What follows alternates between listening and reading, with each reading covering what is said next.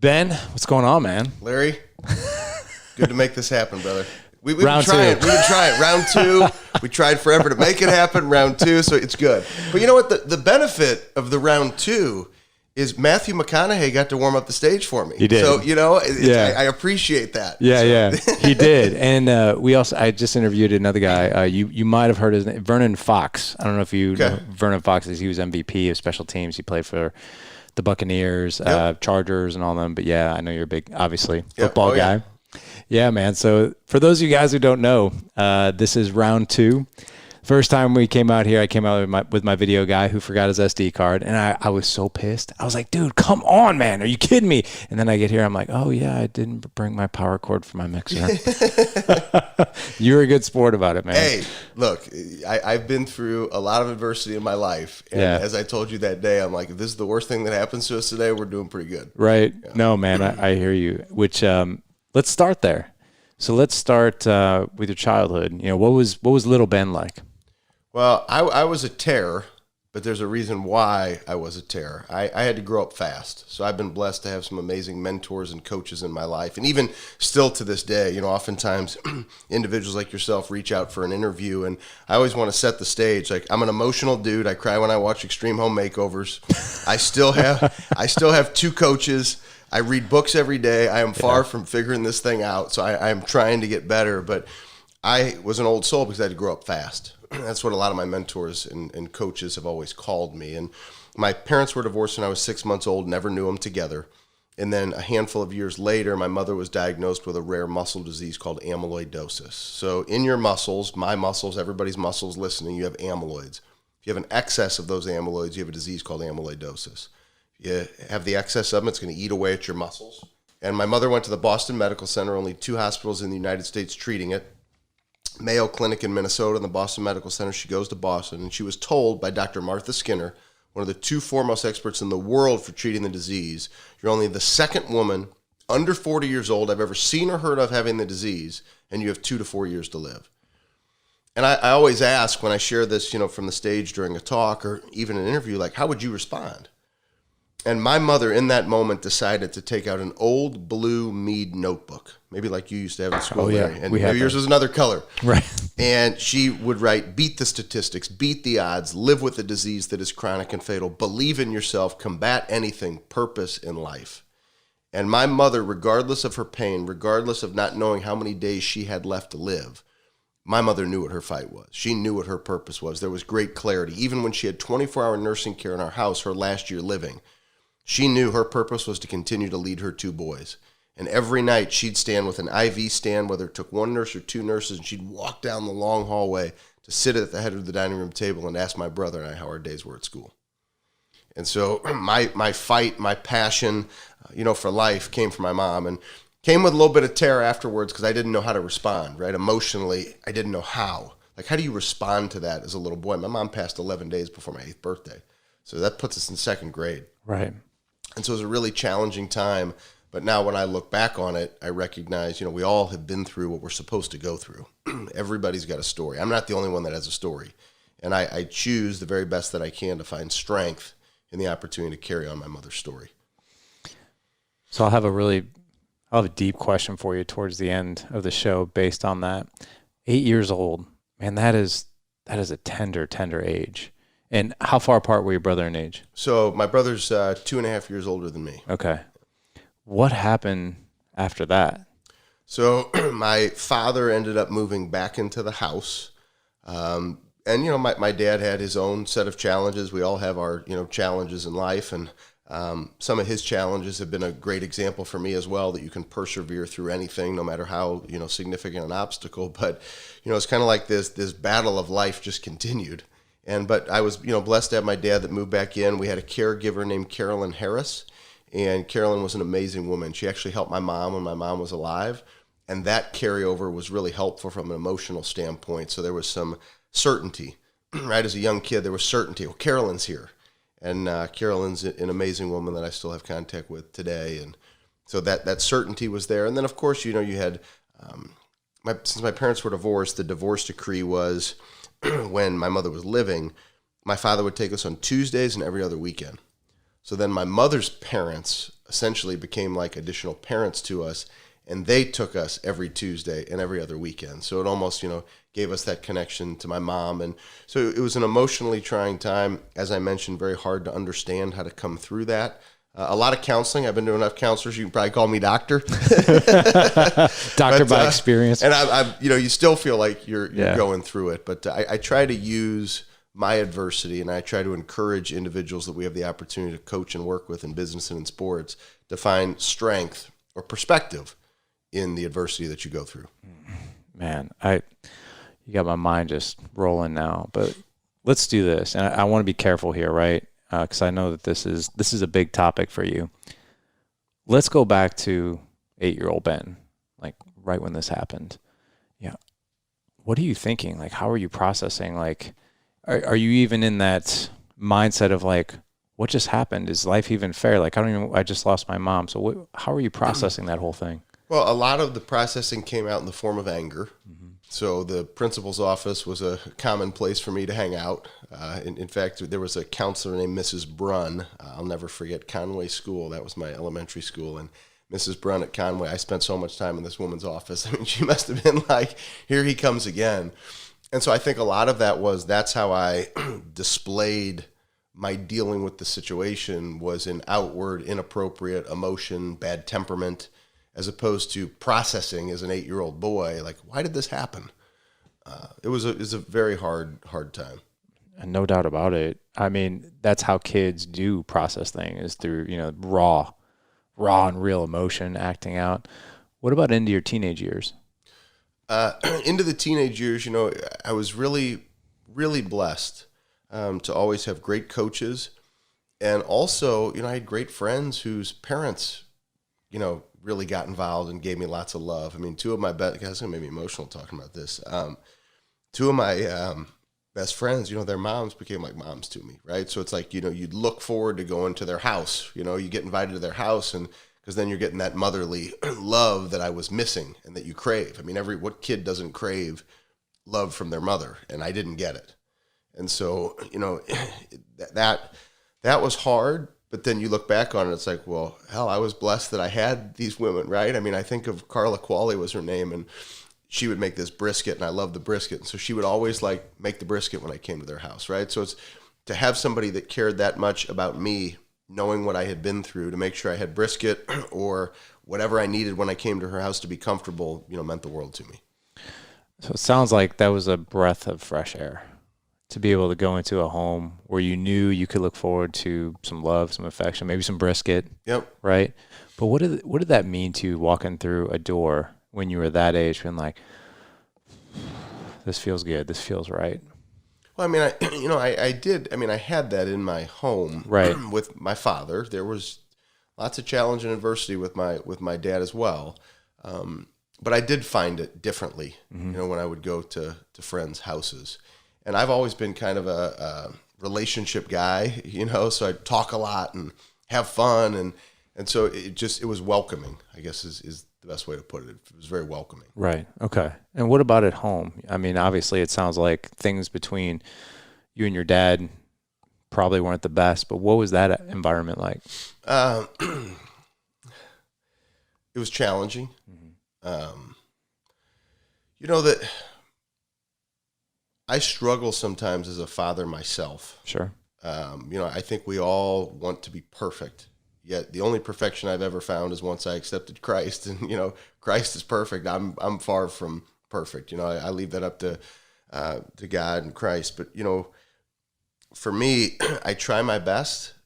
I screw up a lot, and I guess the best way I could say it is I want to do the best I can to provide a loving environment the way that I want it to be. Mm-hmm. The way that I would have loved for it to have been. Not perfect, but, maybe painted a little bit different. Sure. And I would share I wouldn't change any of the pain and struggle that I've been through, whether with my mom or whether it be with my dad, because I've let it all go. I mean, it was back in 2016. There's a significant story that we can get into, but there was kind of a line I drew in the sand. I said, it's time to let it go. I just got to let it go. And that was it. And all the negativity, I let it go, but I held on to it for far too long. but some of the negative challenge, like I call it the double-edged sword, it's made me, and I say this very humbly, it's made me very successful, right? Because nothing's ever good enough. But there's also a lot of pain that comes with what goes on in my head. Absolutely. I mean, your pain will drive you. And like you said, the double-edged sword, that's a perfect example, and never being satisfied. You said that as well. I think that's something you and I both share in common, or anybody who's been through anything like that. What was it like just existing under the same roof with your father? Man, you are deep, brother. It was challenging. There were high expectations, but I'll tell you in a very positive way, I learned to work. Mm-hmm. I learned like what it meant to like take care of you. and even though like when you're in that moment and you're this young kid, it's like, why am I taking care of me? Why am I having to do this? Why am I having to do that? And my first job, I was 13 years old. I made $3.25 an hour at the Jewish Community Center snack bar. St. Louis humidity. Yes, for those of you listening, St. Louis humidity. I know you guys tune in from all around the world. There's no humidity in the world like we get in St. Louis. You could cut it with a butter knife. And it's just this extraordinary heat. And so imagine locked up in this 10 by 10 little box in a pool. You're sweating. You've got this little fan. There's no air conditioning. And you're 13 years old making $3.25. In that moment, I hated it. Here's my dad. He's this wildly successful trial attorney. What the hell do I need a job for? Yet when I look back on it, there was an advantage that I was gaining over people who didn't know what it was like to work at 13 years old for $3.25 an hour. And so, yes, there was challenging parts of it, but there's also things that have made me the man that I am today and that taught me great work ethic. I was never the most athletic guy, but I would outwork everybody. Yeah. My two high school basketball coaches are still dear, dear friends of mine, characters and books that I write. When you write fables, you get to put whoever you want in the book and create their names. And so those are guys that still have, impacted my life. But if you would go back and ask them, I was not the most athletic, but I outworked everybody. I'd go through an entire practice and stay after and lift weights because I knew I had to do the extra, right? And so part of that kind of unrequired mindset that I talk about these days, I didn't refer to it back then in high school, but I've kind of always had that. Mm-hmm. What was your outlet as far as sports go? What was your sports of choice? So basketball was my favorite sport. Okay. So I would darn near become obsessive. I realized at a young age, I think I was in, it was probably 7th grade. I recognized somebody had told me that your triceps is where a 3-pointer comes from. Because when you shoot, if you ever go like this, right, you feel that all the motion comes from your triceps. So I would just bang out tricep exercises, right? Nice. Like, Larry, it was an obsession. I can tell. Larry, it was an obsession. And sometimes people would be like, dude, like, you have pretty big triceps. I'm like, I've been hitting these things since I was in 7th grade because I was told, like, if you want to be able to shoot long distance threes, work on your triceps. So I'd become obsessed with that. I joke with my son who's really taken a liking to basketball, and I try to not push him. I let him own it, which is a struggle for me because I was pushed into so many things. I taught him about strength shoes. I don't know if you remember those when we were kids, right? Were they the ones with the platform? And I mean, my neighbors are probably like, this kid's got moon shoes on. Yeah. Like, what is this kid doing? I mean, you'd have those moon shoes on out in front. I'd be doing my tricep work. I'd be shooting free throws, trying to hit 100 in a row if I could. I mean, it just became an obsession to the work. It's interesting having this conversation with you because I haven't thought about these things, Larry, in forever. I know that's what makes you special and why I try to bring out over 700 plus episodes, and you've built this the way that you have because it's special what you bring out in people. But I've never been asked these questions, and it's actually making me think back to maybe why I am even more. Even with all the therapists I've been to, maybe we need to call you Dr. Larry. Makes me realize so much of what I had. I didn't call it unrequired, or I didn't call it the required, or things that I refer to now, but I think they've been there for quite some time. Yeah, man. I mean, it sounds like you worked extremely hard, and it sounds like in a way, maybe you didn't have to, But you had to because your dad was obviously very, very successful. I was a great student. I got a 19 on my ACT. That's pretty good too, right? Very nice, man. I used to feel terrible on my scores. Now I will tell you, back to the hard work. Sorry to interrupt, but literally I had a 19, but I had to work in the classroom. Right. Like I would have a great GPA because I would do like, where do I get my extra credit? Like, can I write a little extra on this paper to get some extra points? Because those tests would come and that was struggle time. Yeah. You know? Oh, dude, the ACTs, man. I'll never forget kind of a funny story. You remember Kaplan? You know Kaplan? Oh, sure. So I got a 22, and I took that thing 5 times. And I'll never forget, like the ACT, man, you show up and you're like, oh, like to take that test. And like 4 weeks later, you get in the mail, you'd be like, I'm going to be a doctor. No, you're not. You're going to be a trash man. It's like, you're not. That test, like literally, you feel like it tells you everything. That's how things are going to turn out for you. So going back to sports, work ethic, your dad, would he show up to your games? Every game. Nice. Okay. Yeah. The support that my dad would give as far as attending the games was awesome. Never wanted to miss a game. What was he like with performance? So like if you performed or you didn't perform, what was the car ride home like, that kind of thing? Those were challenging. Okay. Yeah. Talk to us about that.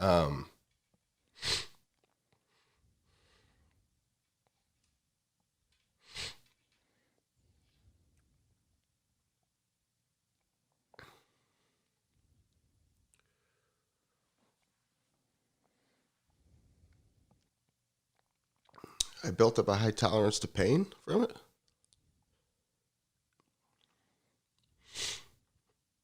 I'll tell you back to the positive of it. I learned that when I go to watch my son play, I sit in the crowd and I keep my mouth shut. Yeah. Because I don't go to every practice. I don't coach my kids. I prefer to put them in programs where they can be coached. Even though I do mental coaching, right? I'm not a basketball coach. He's been exposed to some really great coaching, but I completely stay out of it. I don't talk to the coaches. I don't yell at the referees. I literally sit there and I don't say anything. And then after, if he has a challenging game, I've learned from my experience, ask him questions. I'll ask him things. If his work ethic is off, I'll say, hey, buddy, I'll try to get him to think a little beyond his years. Buddy, I want to make sure that when you get to high school, you've worked to earn your opportunities and you don't have regret that, gosh, in junior high, I wish I would have put up a few more shots. But I always remind him whenever I deliver those types of messages to get his wheels spinning, and I always do it in a very calm way. I've never raised my voice about him not practicing enough. I'll ask him questions to make sure, are you owning it?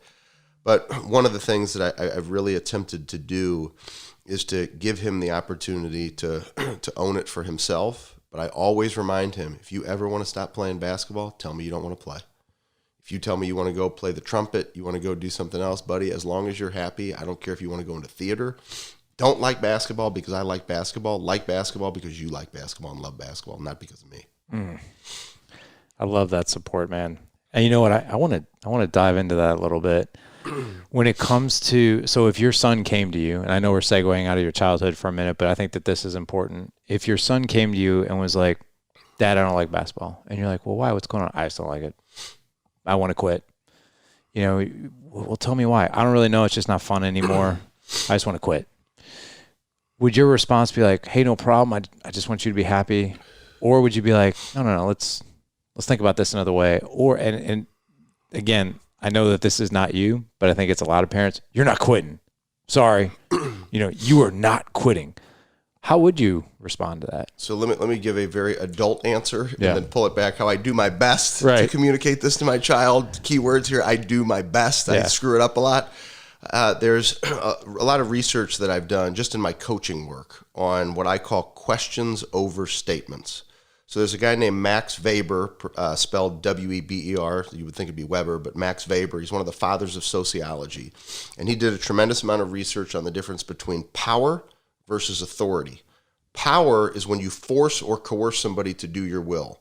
Authority is when you inspire or empower somebody to choose what you'd want them to choose. So oftentimes when I work with leaders in organizations, be it a woman running a $100 million organization to a coach leading a basketball team, is I always encourage them, rather than making a statement of power, go do this or it's not going to work out for you. I encourage them, might be a little bit longer, ask questions. Mm-hmm. So now back to my son. Say, buddy, why are you feeling that way? I know the last game was tough. Was it because you've had a couple tough games? Is it that you feel like your shot's been a little bit off? Like, do you really not love the game? Or has it been just a challenging couple of games?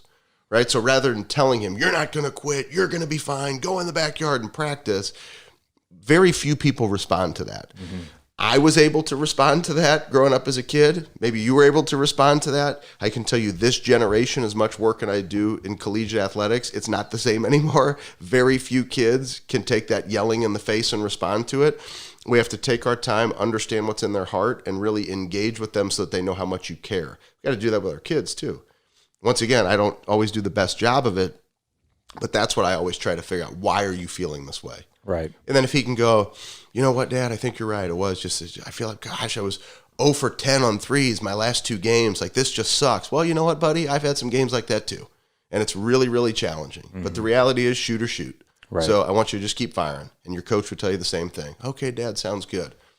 Now, that sounds good as a role play without my son sitting here. But, that'd be the best attempt that I would give, or best recommendation. That's questions over statements. And I hope for everybody listening, that's something that I use that's significant in my coaching work with, professionals and athletes, as opposed, in addition to my own child. Right.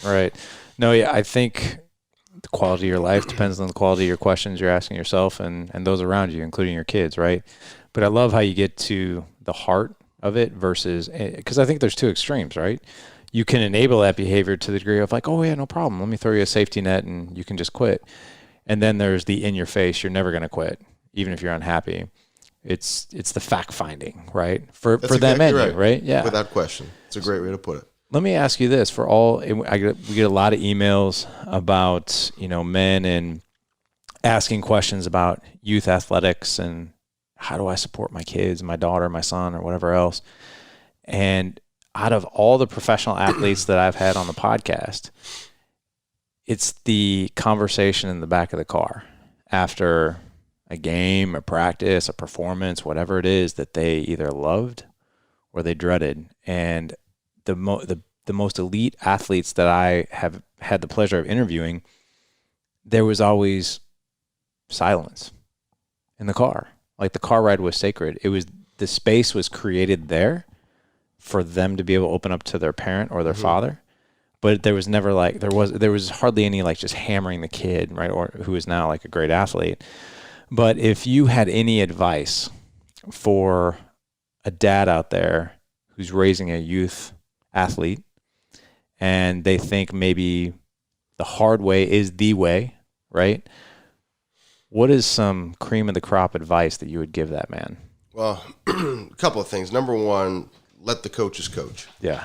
Let the coaches coach. Let the officials officiate, especially, and I won't get off on too much of a tangent, but when you go to these games and you have somebody probably making $15 an hour giving of their time because they probably love the game of basketball to officiate, would you just leave the people alone? Yeah. I mean, for crying out loud. I mean, they're not NBA officials. Right. They're not collegiate officials. They're probably making $15 an hour. Leave these people alone. They probably can't even drive yet. Just let them just do the very best that they can to officiate the basketball game. And then I'd say leave the coaches alone. Let the coaches do their job. There's a reason why maybe your son or your daughter isn't playing that game. Maybe your son or your daughter spouted off in practice and decided not to tell you. I've worked with enough athletes to know, and I don't want to get too far into too many exact examples that I could give you. But there's many situations that I deal with at the levels that I work at where parents are getting involved and they really don't know the story. Right. So oftentimes we don't know the story, so I do your very best to stay out of it. Yeah. I love the silence part. I try to do that with my son. If I recognize he needs space, I try to give him the space and come back to the conversation later. If he wants to talk about it, I'll engage. He's a talker like me, so sometimes he wants to talk about it or he's frustrated with it. I do shut off the negativity. Sometimes he'll have a tendency to say, well, this player did this and this. I said, you know what? Your teammate's trying to do the best he can. Let's focus on you. How'd you feel about your game? How did you feel about the things that you did? Were there any areas that you wanted to improve today from what you did? Yeah, I could have done this. Okay, so let's not talk about this kid over here. Because I think part of, how we respond or what we tolerate from our kids and how they talk about other people. Well, if they let them get in the car and just bash these other kids, well, what do you think they do at school with their friends? Right. Right. Yep. So I think a lot of it is teaching the behavior of how you respond if it doesn't go your way, or this kid didn't hit his shots. Well, all your shots don't go in either. There's no player that has all their shots go in. Even Steph Curry, who makes it look pretty darn easy these days, not all his shots go in. Right. I love that asking the questions, but you're also ninja-ing, if that's even a word, like ownership. Like, what could you have done differently, right? In the corporate setting, that's why that works, is because you take ownership. So think of, for those of you that are leaders, let's say you're running a sales team and somebody comes in and they're struggling, right? The easy thing is to go, the reason why you're struggling is because you have no energy on the phone. I can tell from your numbers that you're inputting that you're not doing the work that you need to do. You're doing 25% of the dials. Go do the 20 that you're supposed to be doing, and then maybe you'll start making some sales. That makes me feel great, by the way. Right. that doesn't work, right? That does not work. Now, the person comes in and says, gosh, I know it's been a challenging period of time. I can tell in your energy from how things have been going. I remember 2 months ago, you were on fire. Take me back to 2 months ago. What were you doing every day? Yeah. Oh, Larry, man, I was killing it. I was all over the phones. Okay, so 2 months ago compared to today, how would you rate yourself on a scale of 1 to 10? Shoot, I was doing 20 every single day. I knew that was my best. Larry, I've been so kind of in my feelings lately. I've been doing like 5. Yeah. Okay, well, what about over the next week? We don't trip on anything that's behind us. We just attack the 20 one day at a time. What if we tried that? And then I hold you accountable to it. What do you think? Larry, I'm going to do that. I'm going to go do it right now. Can we end this meeting? Because I want to go kill this one. Yeah. Right? Then all of a sudden they do the 20 and they go, oh my gosh, I feel better. Right. We feel better when we take action. Nobody feels good when you bitch. Nobody feels good when you make excuses. Nobody feels good when you wallow in your own pity and you're not doing what you're supposed to do, right? Nobody feels good when they do that. When do you feel good? When you take action, right? When I don't want to work out and I do my workout, how do you feel? Amazing, right? You have mornings you wake up, you want to go get your workout in, right? Absolutely. And those feel good. Yeah. But the mornings where you don't want to work out and you go and do it, it feels so much better, doesn't it? It's a huge win. Especially when you don't feel like doing it. Just a couple days. I was in Montana last week for a speaking event. I was there for 5 days. I think I averaged 3 to 4 hours of sleep a night just because you're so jazzed up and hanging out with people you never get to see. And then I got back and I woke up at my normal time and I was like, oh my gosh, man, I don't feel like doing this. And I even told my workout partner, I was like, dude, it's a miracle. I'm in this car right now heading to the gym. And I was like, I'm going to try to just and we had the best workout. It's just like, man, so glad we did that. But I want to reflect on something here real quick. I put myself in the position of an athlete or an employee, and the way you were talking to me with the first go around, and there was a part of me that's just like, get me out of here right now. Or just like, yet there's people who are doing that. Right. Look, you guys can't be mad at us, right? Because if you're raising your hand or nodding your head that you do that, let's have this be one-on-one coaching. It's an opportunity for growth. Because there's some people like, that's exactly what I do. Yeah. Like, hey, if you're listening, we probably need to change that behavior. Right. Or I'm just sitting there thinking like, Indeed is spelled INDED.com. Okay, yeah, I'm going to update my resume right now. But no, you're right. I think the most powerful leaders are the ones that obviously ask the questions. I know we're bouncing around here quite a bit, but I want to get back to just your teenage years and where we left off there. Now, just for context, and I apologize, I don't know this information. Is your dad still with us? He is, correct. He is, okay. And just so I know the context, what's your relationship with him now? So, he's has a great relationship with my kids, and because of COVID, there's been more distance, right? My dad has some significant health issues, so that's probably why we haven't seen each other as much, over the last year. But we would usually go to dinner a couple times a month, and he would, see the kids, and so we definitely have a relationship. Okay. Yeah. What was it like then through the high school years, just growing up? And feel free to talk about sports, what it was like dating, dating girls without maybe a mom to kind of guide you in your life and that kind of thing. I fell in love with everybody quick, brother. Yeah, I bet. I have no doubt about it. So yeah, take us through what the later teenager years were like. It's interesting. I don't really talk about these things, but when you do reflect back, it's amazing just how I craved, whether it be from a girlfriend, affection, whether it be, Mama Quali making me brisket or whatever it might be.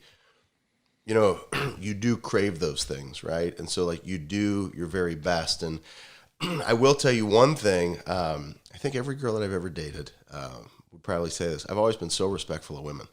Never would yell at a woman, never would ever lay a hand on a woman. God, I mean, that's like that. I don't even understand that behavior. But I was just always so respectful because I appreciated a woman so much. Yeah. Because when something's taken away from you, you deeply appreciate it. Sure. Yeah. And it's something that I pride myself on. My wife and I, we've been married for 15 years. And I think the only time I've ever uttered a curse word in an argument was when I looked like an absolute buffoon at the top of a mountain attempting to ski in Canada. And I mean, I fell off I don't even know what you call the damn thing, because now I just I'll have a coffee with some Baileys in it, wait for them to come down, and I'll take pictures. I stopped skiing after this experience. But you come off, what do they call the damn thing that you go lifts? The lifts. Yeah. So I get off the lift, I fall, and she's laughing. I'm like, what the fuck are you laughing at? I hardly curse, as people know, like in interviews and when I speak, but that was like the one time that I've ever dropped like an F-bomb to my wife in 15 years. But, it was embarrassing. But, that's one thing. I've always had a deep appreciation for a woman, for a female figure. That's awesome, man. What about, college, went to college? Yep, absolutely. Michigan State. And so, this is actually kind of funny. So I wanted to go to the University of Missouri, being a St. Louis born kid. And grow up. I loved Missouri basketball. Many people won't know these names: Doug Smith, Anthony Peel. I mean, that was like the heyday of Missouri basketball. They got to #1 in the country. So that's where I always wanted to go. You'd go to basketball camp there. And my dad said I'd party away my education if I went to Mizzou. And so I ended up finding Michigan State, which was a party school, one of the biggest in the country, that my dad did not know was a party school. And we go to orientation, and he drops me off, and he had gone to a meeting. That was like, you were getting dropped off. You're there. There's no turning back.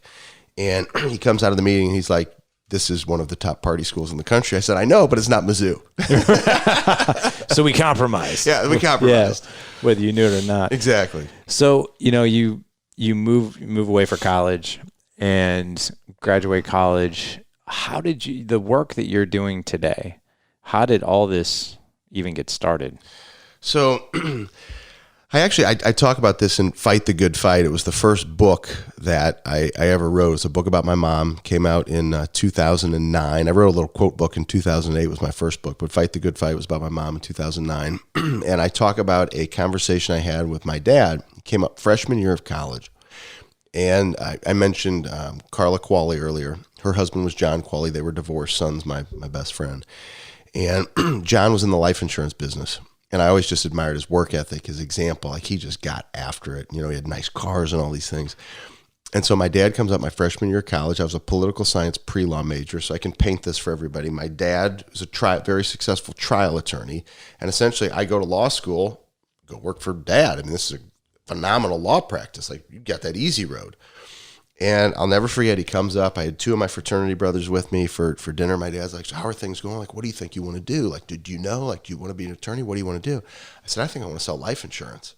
He damn near slammed his fist on the table and said, "No son of mine is going to go sell life insurance." And similar to how I grew up, a lot of people don't know this either. I grew up a Cubs fan. Maybe it was out of spite for my dad. And then I flopped later on before I got to, I don't remember when I flopped. Maybe it was in my junior high years or maybe freshman year or something like that, but I ended up flopping. I chased this dream of being in sales. And it was kind of like, as a freshman in college, as I mentioned earlier, I was kind of an old soul. I think a lot of times we have to follow our gut. Everybody's got a story. Everybody's been through challenge and adversity. And, if you trust your gut or there's something that you like, I love people. I loved relationships. I knew that back then. I wanted to sell life insurance. I thought it sounded great. And here I was actually in college because of life insurance. $100,000 of term insurance was the money that became the seed to grow for my brother to go to Syracuse University and for me to go to Michigan State University fully funded because of $100,000 of term insurance. So life insurance was a pretty significant vehicle in my life too. And so funny, that's what I said as a freshman in college. I ended up being a paper broker my first 2.5 years out of college. I was Steve Carell right out of the office for about 2.5, 3 good years. That's exactly what I did. That's literally, that's exactly what I did. Like, to a T, I was Steve Carell in the office. And then I actually went into the life insurance business, ironically enough. And it was me cutting my teeth in the insurance business, working for Mr. Qualley, that really enabled me to get noticed in terms of my work ethic, receive some recognition. I say this very humbly. It's not to impress anybody, but that's when I got invited to speak for the first time. I actually set records for a Fortune 100 financial firm here in St. Louis for first year production.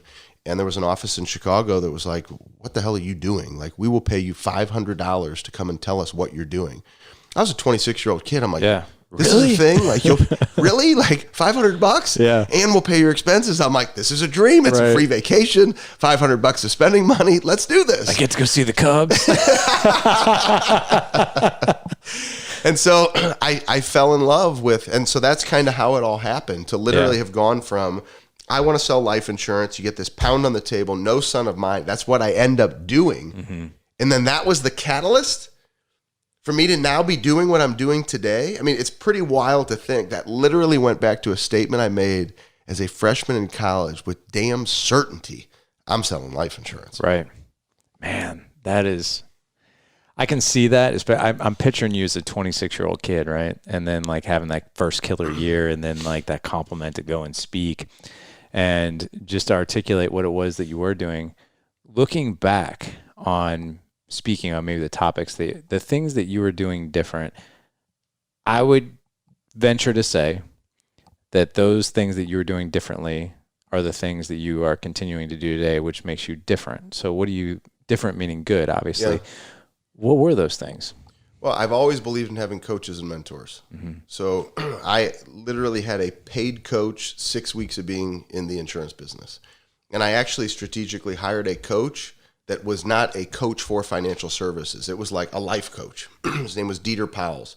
And it was my first exposure to coaching. It was my first exposure to, and we've all had coaches, right? You have coaches, like, so why wouldn't you have it? And so our managing director, Matt Plocker, had recommended get a coach. I'm like, this is kind of cool. Found somebody outside the business that could just coach me on life. Struggles with exams. Took me forever to pass the damn exams to get my investment licenses. He would teach me techniques that have now become techniques that I use today with athletes to calm them before they take the field, with a business professional before they walk into a big meeting, right? So things that I learned. So there was the exposure to coaching, and then there was this desire to just constantly want to get better. So I've always wanted those mentors. And this is actually a positive statement. I think when people hear this, they think it's not. Go find a mentor that you will never catch. If you have a mentor that you'll never catch, you got the right mentor. Mm-hmm. And find a mentor that's honest with you. Not a mentor that tells you what you want to hear, or a mentor or a coach that you're paying that's always telling you, oh, you're amazing. No, I'm not amazing, right? There's things that maybe I do well, but I know there's areas of opportunity, and we have a tendency to move so fast, we don't slow down to take a look at those areas of opportunity. That's why I still have 2 coaches. And so I would say it was the exposure to coaches and mentors and understanding we're not perfect that I think I've carried with me, this entire way. And then Larry, there are plenty of things that I left behind. Mm-hmm. I mean, I could tell you story after story of stuff that I left behind, things I used to do from the stage. I used to be serious as a heart attack. I wouldn't tell any jokes. I wouldn't smile. I wouldn't laugh. I mean, the vein still comes out of my neck. I get pretty intense. But, at least I have fun with it now. I mean, It used to be like the message would be great and people would be like, just relax and take a breath. You okay, man? Like... Yeah. In fact, the first time John Gordon, who's a best-selling author, he'd be fantastic for the show. John is just amazing. Wrote a book called The Energy Bus and about 20 other best-selling books. So we did a public event together in 2009 at the Chase Park Plaza here in St. Louis. And total side note here, and once again, I don't say this to impress anybody. I say that this has been a long journey. I did say 2009, not 2019. I've been doing this for 15 years. A lot of people want to be a speaker and a coach, and they think it just happens overnight. Take your time, whether it's running your business or being a speaker and a coach, take your time. But so 2009, it's the first time I ever speak with my mentor. There were probably 300-400 people in the audience. And I finished, and I was so excited. This is the first time he's ever heard me speak. What's John going to say? And I race back to the back of the room, and I go, John, what did you think? He's like, dude, you can speak. He's like, you can go. You can speak. You got great passion. He goes, but guess what? Why don't you smile? He goes, how about you laugh? He goes, maybe find a joke or two to tell. He goes, dude, you are serious as a heart attack. He's like, you have got to just chill, man. Yeah. And I was like, oh, got it. Right. And so I'd say that's what I've always kind of craved is that mentor in a loving but needed way has been there for me. What if, and I want to obviously keep going with your journey. Side note though, I work with men all day, every day, obviously fathers and husbands. I mean, just men in general, right? But I also think it's human nature for people to be like, oh, no, I don't need help. No help. In fact, if I ask for help, I'm broken. If I ask for help, I'm weak. I'm obviously not strong. If I need marriage counseling, I'm broken. But I'll tell you, I agree with you. The day that my life changed was when I started working with people who were smarter than me, that could give me a point in the right direction. And why do you think people are usually so resistant to coaching, counseling, mentoring? Like they just take pride in like, no, I'm going to lone wolf it. I'll give you a baseball analogy. Go back to baseball, softball. Everybody listening, think back to a sport that you played. We'll take baseball. You are up, call it seventh inning. Doesn't really matter. Scores doesn't matter. And you just have like the worst strikeout of all time. I mean, it's just flat out embarrassing.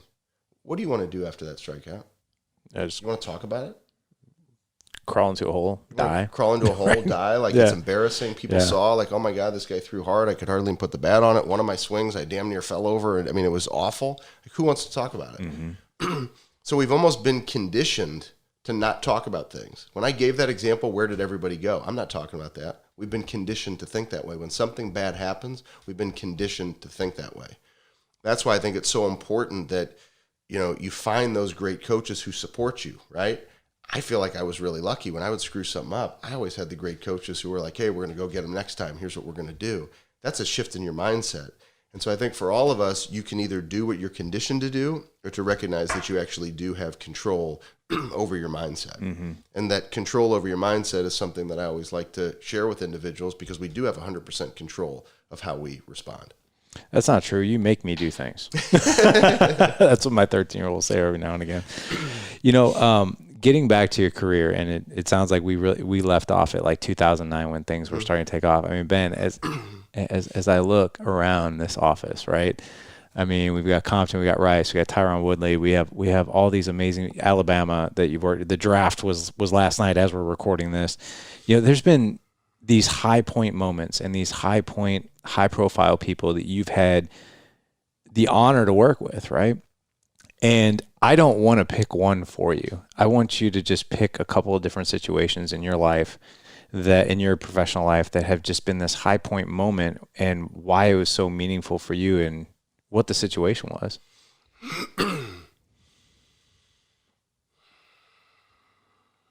First off, because the draft was yesterday, let me give you a couple of examples from the draft that I think are important. People see, so Najee Harris, unbelievable running back, arguably put up back-to-back two of the best seasons in the history of college football. Last season maybe was one of the best ever for a running back. And he's an absolute savage, hurdles people. And so when people think of Najee, they think of, oh my God, this brute. I mean, he could catch balls out of the backfield. He can run downhill. The guy's unbelievable. He just won a national championship. How about you go listen to his story? Mm-hmm. Right? How about you go hear Najee's story? And to me, I love winning. There's a couple rings back there. Yeah. I love winning. But what I love more is learning about people and learning about what's in their heart. Najee Harris grew up in a tiny town called Antioch, California, outside of Oakland. Yeah. And his mother, single mom, they were homeless at one point in time. And his mother shares a story of when they were homeless, she took her children to the homeless shelter to serve homeless people. Dang, man. That's crazy. So why is Najee Harris so amazing? Because Najee Harris has a burn or a fire inside of him. There's this great perspective. Like, my family served our community when we were homeless. And you think me getting tackled is a big deal? Mm-hmm. This coach getting upset is a big deal? And so when I see a Najee Harris go in the first round, I'm so happy for that young man. because of who he is as a person. Yeah. You know, people, oh, you guys want a champion. Yeah. Winning is a byproduct of great relationships inside an amazing organization. You know, Coach Saban has tremendous expectations for all of us. I mean, we're all uncomfortable. You go into that building, you are uncomfortable. But it's that way for a reason. Stay on your toes. Let's all fight to be the best we can be. If we get comfortable and content, the byproduct is not winning. But if we stay uncomfortable, get to know each other, challenge each other, stay in the fight together, you really learn about each other. You find out what makes Najee tick. Okay, well, now I understand his fight. He'll go hurdle somebody, because what's a hurdle when you literally serve people when you were homeless? Right. You know, I think of Mac Jones. You know, Mac, another incredible player, went number 15 overall to the New England Patriots. I mean, Alabama had 6 guys go in the first round. It was a pretty fun night last night. Yeah, it was. But I think of Mac, you know, 3 years ago, Mac, and even though these are Alabama stories, this applies to all of us, because we've all been in that situation where we wanted it to be our time, but it just wasn't your time. Have patience. Everybody's in such a damn hurry these days. Like, have patience. Like, there's work that goes into the success that you want. Mac Jones 3 years ago was the 3rd string quarterback when Alabama lost to Clemson in the national championship. You had Jalen Hurts, you had Tua Tagovailoa, and then there was Mac. I mean, you're sitting there going, will I ever play? And then fast forward to this year, at the beginning of the year, he was in a quarterback battle with Bryce Young, who is a 5-star athlete from modern day. People saying Mac Jones is going to start. Shoot, you had Stephen A. Smith on First Takes. Mac Jones, like, who wants Mac Jones to start? Mac Jones didn't listen to that. Mm-hmm. And I think we as adults, sometimes we listen to so many of the naysayers. We listen to the doubts. It's like, doubt your doubts and believe your beliefs. Mac Jones is one of the greatest examples of that I've ever been around. He was like, I don't care what you say, watch me work. I don't care where you tell me I'm going to be on a depth chart, watch me work. I don't care what game you say we can or can't win, or I don't have what it takes. Watch me go to war with my brothers. And he had one of the greatest seasons in the history of college football. I mean, whether it be passer ratings, whether it be QB, I mean, he like broke every day, smashed all the records. Broke records for yards in a national championship game, touchdowns. I mean, it was extraordinary. But he believed in himself. Mm-hmm. And so when you see that belief that these young men have, yeah, I'm brought in to inspire them. Who do you think's walking out inspired? Oh, you are. Absolutely, yeah. I'm walking out inspired. I'm walking out going, I'm blessed to have a great relationship with Mac Jones. I'm blessed to have a relationship with a guy like Najee Harris. They provide amazing examples. And so I think those are a couple of the stories that I think of. And then I could go into so many stories. I think there's also the breakthroughs corporately. And I'll share this because this is another one of those mentor moments that I always go back to. I held on too long to what was comfortable. So when I was a financial advisor, and once again, I don't like talking all this talk about myself and numbers and money and things of that nature, but I had a financial services practice that was top 2% in the world. I wasn't one of those guys who didn't make it and was like, oh shit, like this isn't for me. I think I better go do something else. Like, I was pretty damn successful as a financial advisor. When I left, people thought I was crazy. Mm-hmm. And I stopped trying to control the things that were out of my control. For a long period of time, I tried to hold on to it. Well, I'm not going to leave. Or I was doing both, speaking, writing, coaching, and running 2 full-blown businesses, had team members. It was wild what was going on. And John Gordon, same guy, right? He'd say, Ben, you need to leave. John, I can't leave. Like, look, Ben, I'm telling you, you have it. You have what it takes to do it. And I wish I would have listened a little bit earlier. Mm-hmm. Everything happens the way that it's supposed to. But it's one of those things, like John has told me so many times, and he's always right, it seems like, that sometimes you wish you would have listened. So sometimes I guess I would share with everybody, don't try to control what's out of your control. Sometimes let God do his thing, because that was one of the things. So one of my coaches, so John was my mentor at the time, one of my coaches, Laura Pierce, who still coaches me today. Okay, I'm taking you back to 2010. This is 2021. She's been my coach for over 10 years. Wow. One of my 2 coaches. And I remember she said, why are you trying to control this? She goes, are you open to trying something? Absolutely. She said, what if you woke up every morning, because I'm a Christian, what if you woke up every morning and you said, I surrender, God, to whatever plan you have for me? And she said, whatever doors he opens, decide if you want to walk through them. What would that feel like? Oh, it was the greatest relief ever. Because I had this awareness, like, why am I going, 50% of my time I'm going to do this, and 50% of my time, it's like, whoa, God wants us to just surrender and say, hey, little guy, like just pay attention. And I've given you some tools. You use them. I'm going to open up some doors and let's see if you got the courage to walk through them. Yeah.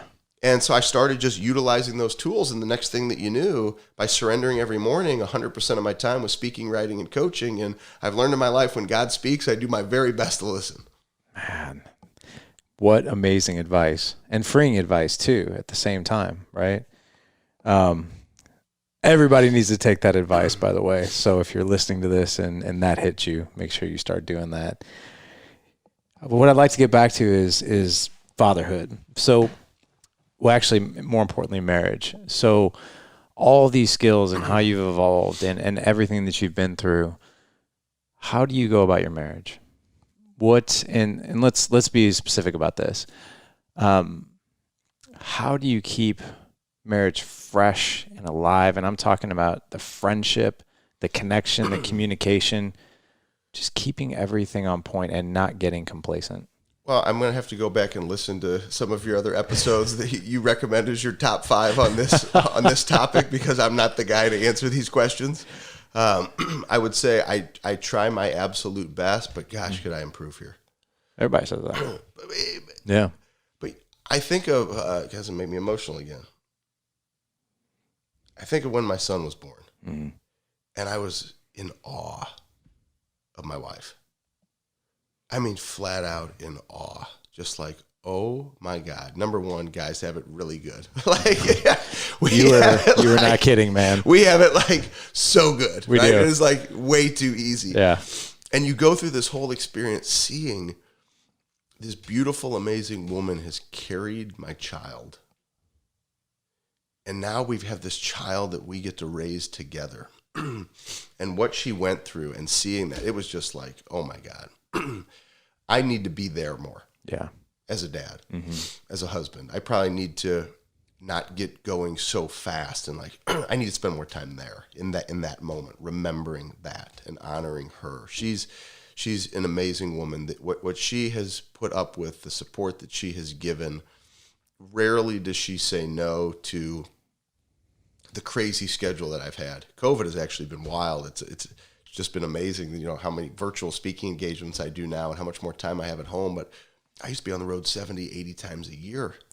Yeah, it was a lot. And I still, I've had to travel throughout COVID to, be with our teams in Kansas State and Alabama. But at the end of the day, like when I look back, I'm like, she like hardly ever says no. Mm-hmm.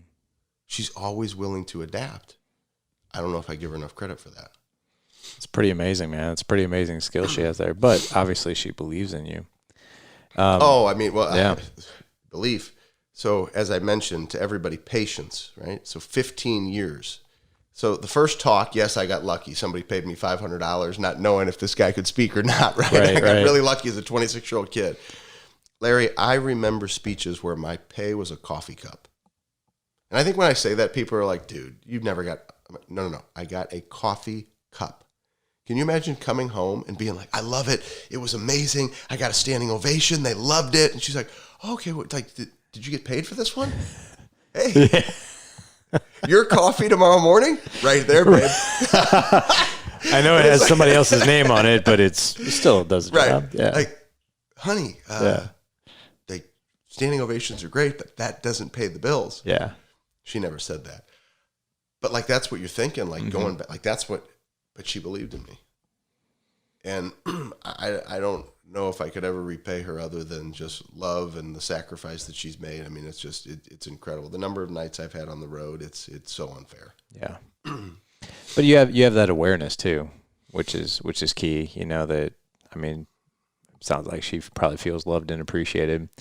I want to ask you, and I do, hold on, this is very important to, like, I think people think because I speak or I'm on this sideline or like I clean up dog shit in the backyard every day. Right. I do the dishes every day. I fold laundry. I actually enjoy ironing. Like I'm a human being. Like there's things we do as human beings. Like I do those things. I did step in some on the way in. I apologize. One of the slogans I always use on the show is, it's on my hat, which is live legendary, legacy is forever. But when you hear that, live legendary, legacy is forever, what are some things that come to mind for you? Well, there's a book I've got right there with that orange cover that I wrote called Leave Your Legacy. So you and I have a pretty good bond on this one. I feel a enormous responsibility to appreciate every day that I've been given because it's a gift. My mother passed away 11 days before my 8th birthday. My mother was 38 years old. I'm 42 years old. I've been given 4 years that my mother never got. And so for me, it's this obsession with, I'm going to own this day. Some people may perceive that as intensity. Some people might perceive this guy's kind of crazy. This dude's definitely got some screws loose. I've never claimed to have them all tight. But that's my responsibility, is to carry on my mother's legacy. It's not about me. Mm-hmm. It's not about me. Even things that I do charitably, never in my name, always in my mother's name. Always in my mother's name. And so I want to carry on my mother's legacy. That's what legacy means to me. If my children can raise their children, not with any lessons they learned from dad, but if they can raise their children with the same principles that I learned from my mom, keep your ass in the fight. When it gets painful, you keep your ass in the fight. You come to that dinner table with an IV stand, right? My mom stayed in the fight. You think my mom was literally dying before my eyes, her amyloid's eating her muscles. By the end of the night, I often had to climb under her IV wires to tuck her in at night, just to paint perspective, right? So you're talking about dinner was at, call it 6, and she's going to bed at 9, so you have no energy to get out of bed at night. She didn't have any energy to get to the dinner table either, but she did, because she stayed in the fight. And so if my kids can gain those lessons that I've learned from my mom, I feel like I'll be doing a pretty good job with legacy. If I can share a podcast with you, right, for us to spend this time together, if people can hear this and they think just a little bit differently, maybe a little more intentional about their days, or they say, you know what, God said, he says that unrequired. Okay, that means there's things that are required of me. So then the unrequired means you do a little bit extra. Like, I'm going to do that little bit extra. Like, that to me, that's part of the legacy, is helping people think differently about how they own their opportunity to live. That is well said. And by the way, that unrequired workout, that's brutal, bro. I'm just saying, man. Just for those of you guys listening, go Google unrequired workout. I'm going to ask you 2 more questions. Yep. One is tough. Okay. I've already cried 6 times. Yeah. 6? This one. 7? This one. I wonder what the over-under would have been in Vegas. Okay, so I'd like to put you in a situation where tonight you get to sit down and have dinner with your mom, just at the age you are right now. And you get to break bread with her and talk to her for an evening. And if you had that opportunity to talk to her and just share with her some things that are on your mind and heart, things you learned from her, things that you've learned growing up, and now a man who's raising his kids, what would you say? Yes, I'm raising my kids, but those are her grandkids. I don't know. For a man who always has an answer, I might sit there in silence, and I used the word earlier, in awe. Yep. I'd probably be in awe. Yeah. I'd probably just sit there and just not want the moment to end and just stare at my mom. My mom had these big brown eyes. And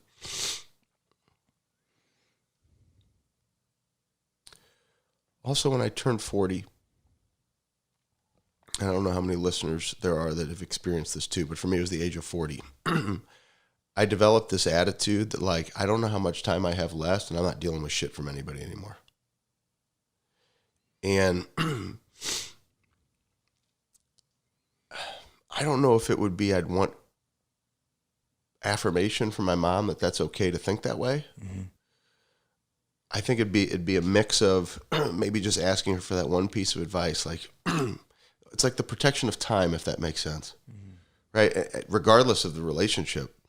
And I'm maybe overly strong on this, and maybe I need to get better in this area, but probably the affirmation from my mom that kind of how I'm choosing to live and protect my time and the amount of time, how selfish I am with my time with my kids and how I want to spend time with my kids and my wife, that I'm doing it right. Yeah. But there'd probably be a lot of silence.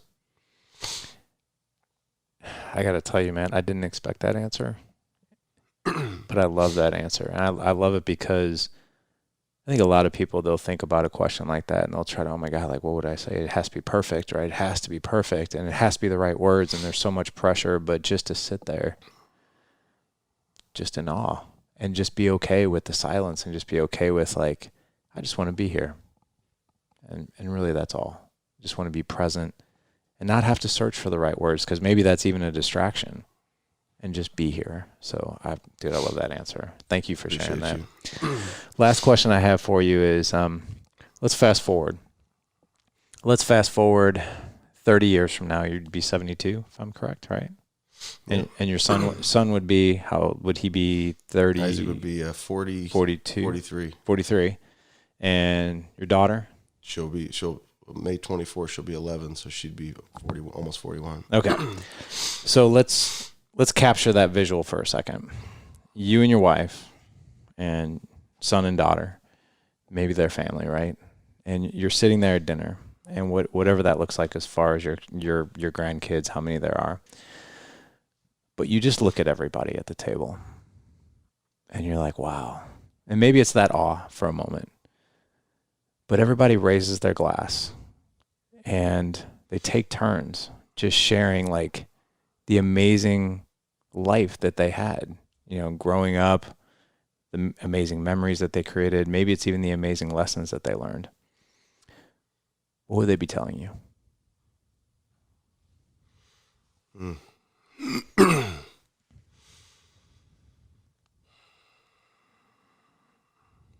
Well, I hope that they would know how much I loved them.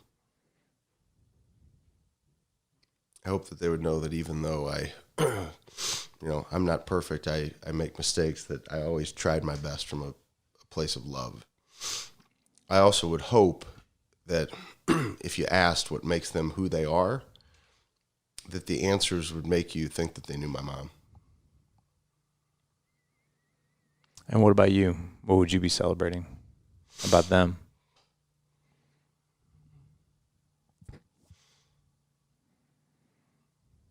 Them being great parents, carrying on my mother's legacy, just being good kids that own their opportunity to go make it on their own, to create lives for themselves and to be successful parents, and definitely kids who stood on their own 2 feet. I have a legacy statement that I read every single morning, and that's part of the legacy statement, is just the importance of our children owning it for themselves. I love that, man. I gotta admit, man, this was such a incredible, heartfelt interview, and there was sometimes I like to summarize at the end, but there was so much here, along with the things that you experienced at such a young age of 8 years old, and then how that impacted anger and acting out, and then into basketball and relentless, unrequired work ethic, right? And then into doing the work that brings you joy and makes you come alive, and mentors who have pointed you in the right direction, who have been that lighthouse in your life. And now to be raising 2 amazing kids, and reflecting upon the amazing life you created, even 30 years from now, man, this has just been absolutely phenomenal and such an honor. I appreciate it, and I'm glad round 2 we were able to get it done right. Yeah, really, right? I just say I want to say this live before. A lot of these conversations are had after you hit that unrecord button. I don't know what you call it when you hit the record button when you stop recording, but it's still the record button. Yeah. This may be the best interview I've ever. I don't even know how to put it into words. Just your level of care and intention and preparedness is pretty extraordinary. And for those of you that if there's not video and you only listen, I know there's gazillions of downloads a month. It's amazing what you've done with this podcast. Larry doesn't have a single note in front of him.